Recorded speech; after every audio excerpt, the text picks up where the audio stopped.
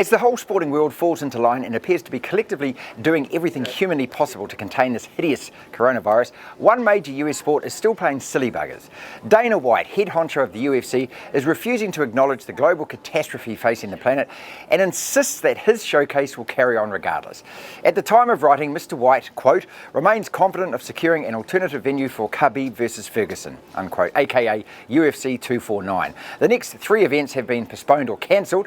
At this stage, who really knows what the word postponed even means, including this weekend's London show. But as for the much anticipated number 249, White is being as bullish as ever. I watched the man being interviewed last week on ESPN as the entire US sporting calendar was in complete collapse mode and was stunned at his either ignorance or arrogance, maintaining that what was affecting the rest of every other sport would make not a jot of difference to his.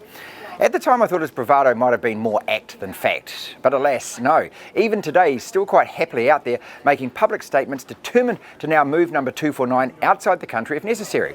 Sure. And where will that be exactly, Mr. White? Where is this compliant country prepared to quash all its current self-isolation policies just to let you and your entourage in to set up and stage this event again?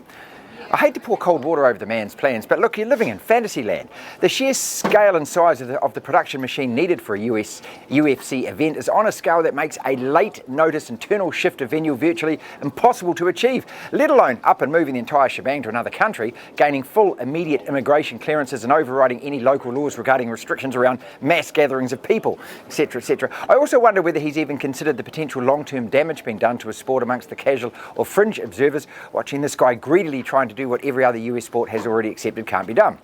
Dana White has done wonders in bringing his sport, one previously reviled by a huge part of the catchment audience, into the mainstream. But the longer he carries on like he is, the greater danger is that he's going to undo all that previous goodwill. For his sake and his sport's sake, someone needs to tell the guy to take a chill pill and tap out, just like every other sport in the US has had to do.